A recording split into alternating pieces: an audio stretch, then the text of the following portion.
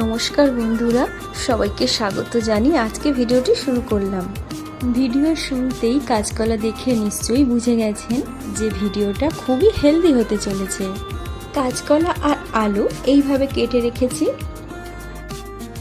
এরপর একটি মশলা বানিয়ে নেব।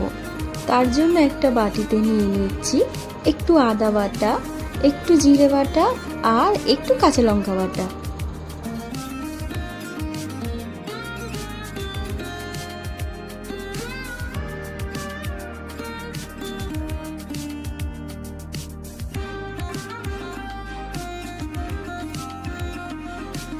পরিমাণ মতন হলুদ গুঁড়ো দিয়ে দিচ্ছি।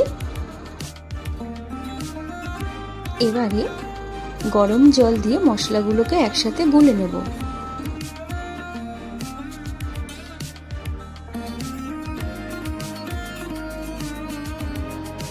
এরপর একটি প্যানে নিয়ে নিচ্ছি সর্ষের তেল। তেলটা গরম হয়ে আসলে তাতে প্রথমে আলুগুলো দিয়ে দেব।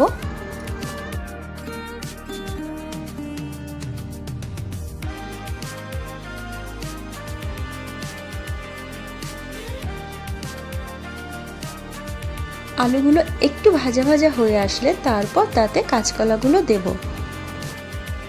কাঁচকলা রক্তের শর্করার মাত্রা বৃদ্ধির পরিবর্তে নিয়ন্ত্রণ করতে সাহায্য করে। ডায়াবেটিস রোগীরা কোনো চিন্তা ছাড়াই কাঁচকলা খেতে পারেন।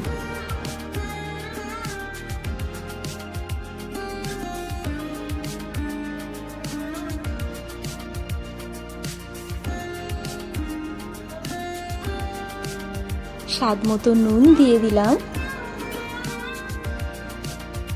আর একটা কথা বলে রাখি, ডায়াবেটিক পেশেন্টদের আলু খাওয়া যে একেবারেই বারণ এমনটা নয়। পরিমাণটা কম রেখে সবই খাওয়া যেতে পারে। এটা কিন্তু আমার কথা নয়, এটা একজন ডক্টরেরই সাজেস্ট করা। তিনিই আমার মাকে সুগারের হাত থেকে বাঁচিয়েছেন।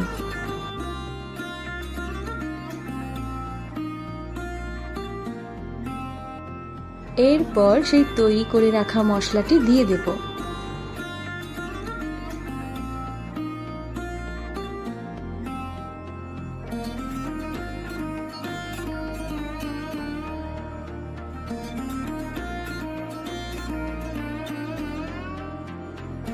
অন্যদিকে একটি কড়াইতে সর্ষের তেল দিয়ে কয়েকটি বড়ি ভেজে নেব।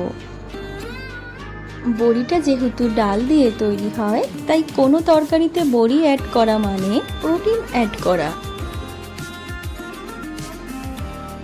ঢেকে রাখবো 5 মিনিটের মতো। এরপর সেই ভেজে রাখা বড়িগুলো দিয়ে দেব। আলুতে তো আছে শর্করা, আর কাঁচকলায় রয়েছে উচ্চমাত্রার ভিটামিন এ, ভিটামিন বি ও ভিটামিন সি, সাথে পটাশিয়াম, ম্যাগনেসিয়াম ও ফসফেটও আছে। তাহলে এই পর্যন্ত এই রান্নাতে আপনারা ভিটামিন, মিনারেল, শর্করা ও প্রোটিনও পেয়ে গেলেন। কিন্তু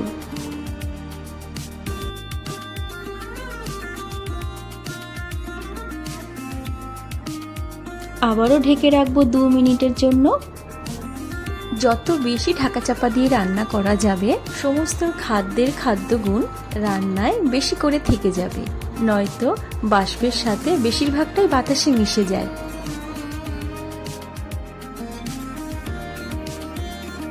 এক চামচ মতন টক দই অ্যাড করে দিচ্ছি।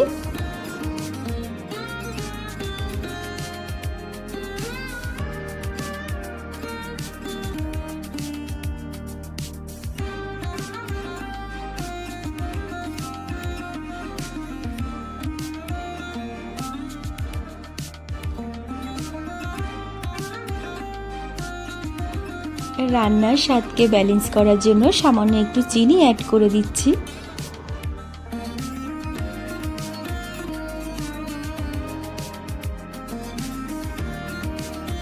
এরপর একটি ছোক বানিয়ে নেব, আর তার জন্য সেই বড়ি ভাজার কড়াইতেই নিয়ে নিচ্ছে একটু ঘি,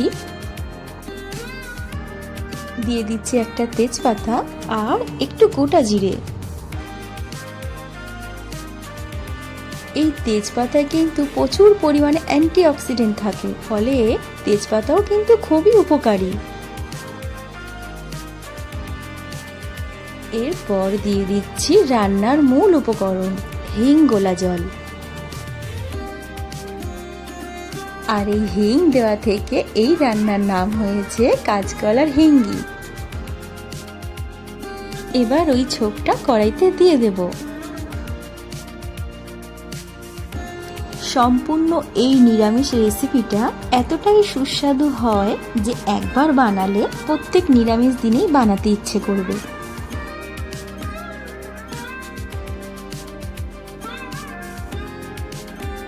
তো বন্ধুরা, আমার এই কাঁচকলার হিঙ্গি কেমন লাগলো কমেন্ট করে অবশ্যই জানাবেন। আর ভালো লাগলে একটা লাইক দিয়ে দেবেন, শেয়ারও করে দেবেন। আর চ্যানেলে নতুন এসে থাকলে চ্যানেলটিকে সাবস্ক্রাইব করে পাশে থেকে যাবেন।